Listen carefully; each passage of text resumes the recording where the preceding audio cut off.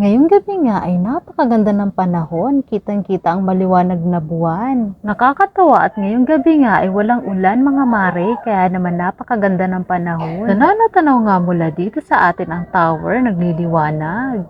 At pati na nga itong buwan na napakaliwanag. At napakasarap din ang hapunan natin ngayon mga mare. Ang hapunan nga natin ay parang pang-almusal lang. Eto nga't naglalagay ng itlog sa kawali pinagprituan ng longganisa. Kasi naman isasahag natin dyan itong kanin mga mare, di ba pang-almusal? Meron din kasi tayo dito kaning lamig, kaya naman naisipan na ni Sam na sangagin na lang daw yung kanin. At naglaga na nga rin tayo ng gulay mga mare. Pagkatapos nga mga mare ay pwede na tayong kumain at nakapagluto na. Eto nga't inaayos na ni Sam yung ating kakainan. Ay for today's kainan nga mga mare ay hindi tayo gagamit ng pinggan at gagamitin natin itong daon ng saging ulit. Abay nawibili na nga tayo sa ganitong setup mga mare. Nakakagana naman kasi talaga kapag sa daon ng saging kumakain. Nakakatawa din naman talaga itong si Sam kasi lagi kami nagkakasundo sa pagkain. Hindi rin kasi tumapili kagaya ko. Eto nga't nakahanda na ang ating pagkain mga mare. Meron tayo dito nilagang talbos ng kamote at okra. May sinangag at meron din tayong longganisa at meron ding manok na pinirito at saging mga mare.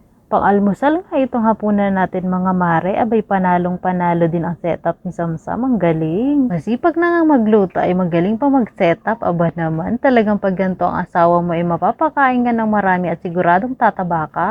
Matagal na ngang hindi uso ang diet sa atin mga mare, lagi na lang maganang kumain. Ay mabuti na nga lang talaga mga mare at mahilig din tayo sa gulay, kaya kahit napapadami ang kain ay healthy pa rin kahit papano. O tara mga mare, kumain na tayo, nakaredy na ang ating pagkain. Okay dyan mga mare, kumuha na rin kayo ng pagkain at saluhan nyo na kami dito. Totoo talaga yung sinasabi nila mga mare na kapag mag-asawa na kayo ay hindi na kayo mahihiya sa isa't isa, kaya naman simula na naging asawa ko si Sam, aba naman, kitang-kita na kung gaano ako kagana kumain. Ay dati nga mga mare, nung dalaga pa ako at nililigawan pa lang ako ni Sam, aba naman, hiyahiyaan ng person. Nahihiya pa nga akong kumain nun ng marami mga mare at baka ako anong sabihin sa akin ni Sam.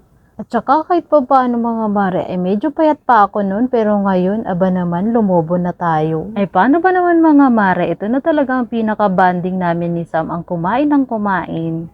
Dati nga noon mga mare ay hindi ko halos maubos ang aking pagkain kapag kumakain kami sa labas ni Sam at siya yung taga-ubos ng tira ko. Pero ngayon ay iba na mga mare, abay mas malakas na akong kumain dito kay Sam at ako na lagi ang natitira sa kainan. O di ba akalain mo yun, pa-diet-diet ko noon mga panahon na dalaga pa, pero nung nagkaasawa na abay napakalakas naman din palang kumain. Sino nakarelate yan mga mare? Kayo din ba diet-diet kunwari pero pagkasama ang asawang kumain abay wala ng hiya-hiya. Kaya naman good luck na lang din talaga sa timbang mga mare, abay tumataba na talaga. Ay ang biro pa nga ng iba mga mare, magkasama daw tataba.